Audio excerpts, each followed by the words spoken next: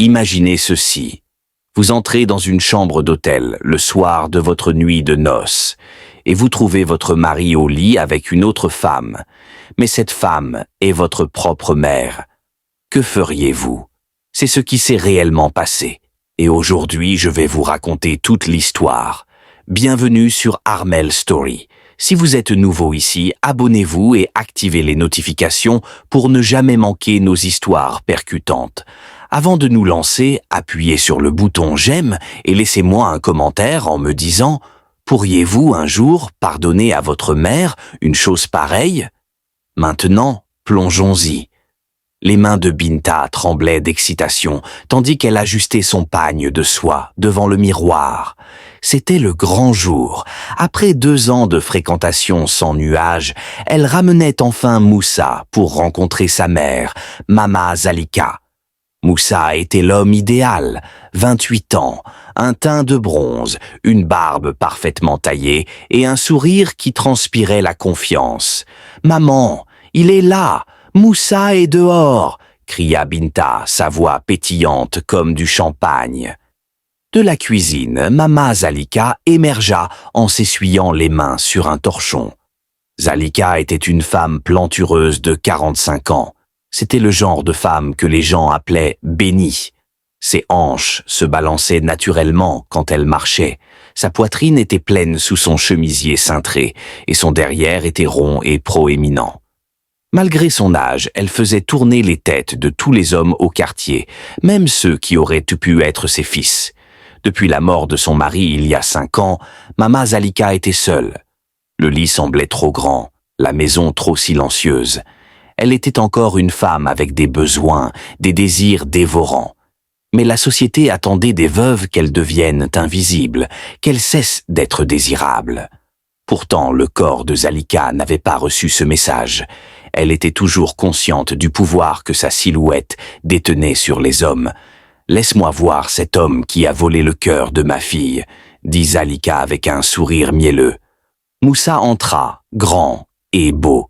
Il tenait des cadeaux, du vin pour Zalika, des chocolats et une enveloppe d'argent comme l'exige la tradition.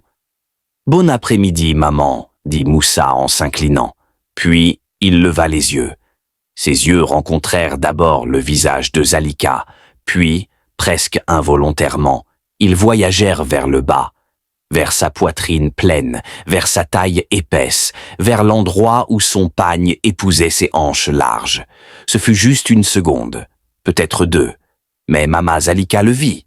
Cet éclair de désir brut que les hommes essaient de cacher, mais n'y parviennent jamais. Quelque chose s'agita dans la poitrine de la veuve. Un frisson qu'elle n'avait pas ressenti depuis des années, celui d'être voulue par un prédateur.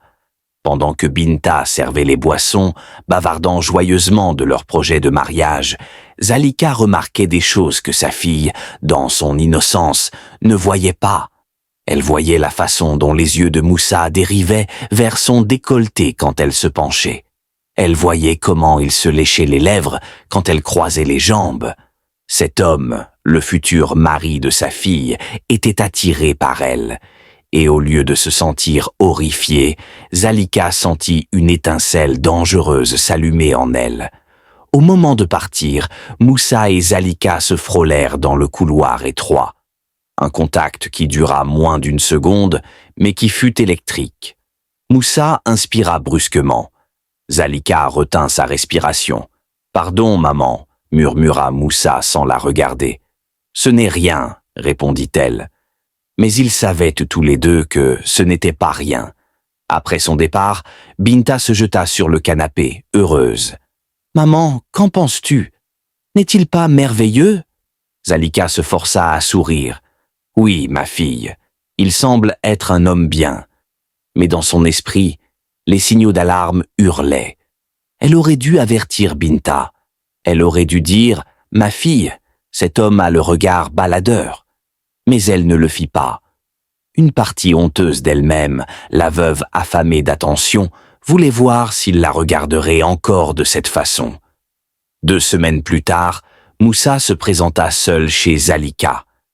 Binta était au travail. « Maman, je passais par là et j'ai pensé m'arrêter, dit-il. Ce n'était pas normal. Un gendre ne vient pas seul chez sa belle-mère. Mais Zalika le laissa entrer. Elle portait une robe d'intérieur ajustée qui ne laissait aucune place à l'imagination. « Maman, vous êtes une très belle femme, » dit soudain Moussa.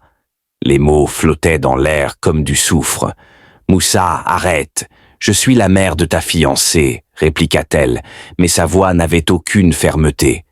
« Je sais, mais je n'arrive pas à m'en empêcher. Vous êtes si douce, si parfaite. » Il s'approcha, il lui toucha le bras. Le contact brûla comme du feu. Zalika aurait dû le gifler, hurler, le chasser, mais elle était affamée de toucher humain. « S'il te plaît, va-t'en, » murmura-t-elle, mais elle ne bougea pas. Moussa se pencha, ses lèvres près de son oreille. Si seulement les choses étaient différentes. Ce jour-là, dans le secret de la maison familiale, ils franchirent la ligne. Ce qui commença par un baiser volé finit par une trahison totale. Zalika avait couché avec l'homme de sa fille. Après l'acte, la réalité frappa Zalika. « Oh mon Dieu, qu'avons-nous fait ?»« Ne le regrette pas, Zalika, » dit Moussa en s'habillant. « C'était écrit. Pars maintenant. Cela n'est jamais arrivé, tu entends ?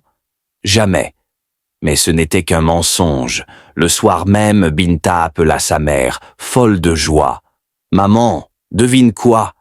Moussa a officiellement demandé ma main. On va se marier dans 3 mois. » Zalika eut l'impression de mourir de l'intérieur. Elle serra sa fille dans ses bras, le cœur brisé, sachant qu'elle venait de trahir ce lien sacré. Mais le pire, c'est que son corps en redemandait. Moussa avait réveillé un volcan en elle. L'aventure continua pendant les préparatifs du mariage. Moussa jouait le fiancé parfait devant Binta, puis envoyait des messages secrets à Zalika. « Je sens encore ton goût sur mes lèvres. À demain, 14 heures. » Zalika était devenue dépendante. Elle se détestait, mais elle ne pouvait pas s'arrêter. Elle aidait Binta à choisir sa robe blanche, symbole de pureté, tout en sachant qu'elle-même était souillée par l'homme qui allait soulever ce voile. Le jour du mariage fut magnifique. Binta était une reine. Moussa était un prince. Zalika était la mère exemplaire en boubou doré. Lors de la cérémonie, quand le pasteur dit « Parlez maintenant ou taisez-vous à jamais », Zalika faillit s'évanouir. Mais elle resta silencieuse. Elle regarda sa fille épouser son amant. Le soir, à l'hôtel de luxe, la fête touchait à sa fin. Binta monta dans la suite nuptiale, la chambre 602, pour attendre son mari. Moussa, lui, croisa Zalika dans le hall. « Retrouve-moi dans 1 heure. »« Chambre 512, » murmura-t-il. Moussa, « Non. C'est ta nuit de noces. Va rejoindre ta femme. C'est toi que je veux une dernière fois. » Chambre 512, je t'ai vu t'enregistrer sous un faux nom. Zalika aurait dû monter dans un taxi et fuir. Mais ses pieds la portèrent à l'ascenseur. 5e étage. Pendant ce temps, dans la suite 602, Binta attendait. Moussa était descendu chercher un cadeau dans la voiture. Mais 40 minutes passèrent. Puis 1 heure. Binta, inquiète, enfila sa robe de chambre par-dessus sa nuisette et descendit. Elle interrogea un employé. « Avez-vous vu mon mari ?»« Oui, madame. Il est monté au 5e étage avec une dame en robe dorée. » Le sang de Binta se glaça. Une robe dorée ? Sa mère ? Elle monta au 5e étage. Le couloir était désert. Elle s'arrêta devant la chambre 512. Elle entendit des voix, des gémissements familiers.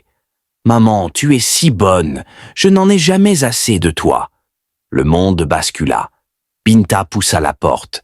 La scène resterait gravée dans son cerveau pour l'éternité. Sa mère, Mama Zalika, et son mari Moussa, emmêlés dans les draps, quelques heures seulement après avoir dit oui à l'église. Binta hurla. Ce n'était pas un cri, c'était le son d'une âme que l'on déchire. « Qu'est-ce que c'est ? Qu'est-ce que vous faites ?» La panique s'installa.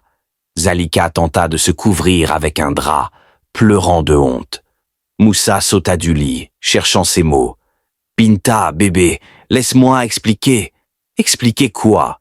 Que tu es dans le lit de ma mère le soir de notre mariage? Le scandale fut instantané.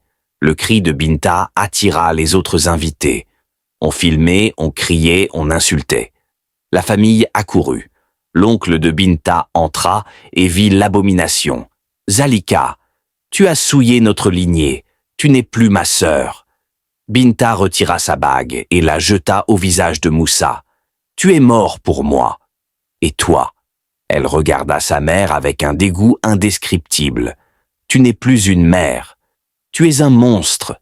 Binta quitta le pays peu après, incapable de supporter le regard des gens. Elle partit vivre à Londres, emportant avec elle ses rêves brisés. Moussa devint un paria, rejeté par tous les hommes d'honneur. Zalika, elle, resta seule. Elle perdit sa maison, ses amis et son église. Elle passait ses journées à regarder les vieilles photos de Binta, pleurant des larmes qui ne pourraient jamais effacer son péché. Elle avait échangé l'amour de sa fille contre quelques mois de passion avec un homme qui ne l'aimait pas. Mes amis, quelle leçon pouvons-nous tirer de cette tragédie? La solitude peut être une prison, mais la trahison est une condamnation à mort pour l'âme. Mama Zalika a choisi ses désirs égoïstes au lieu de protéger son enfant. Moussa a choisi le frisson de l'interdit au lieu de la stabilité de l'amour. Et vous, qu'en pensez-vous? La faute revient-elle plus à la mère ou au mari? Binta doit-elle un jour pardonner à celle qui l'a mise au monde? Laissez vos avis en commentaire. N'oubliez pas d'aimer la vidéo et de vous abonner à Armel Story pour d'autres récits qui touchent le cœur et l'esprit. Partagez cette histoire car elle pourrait sauver une famille de l'abîme. C'était Armel Story.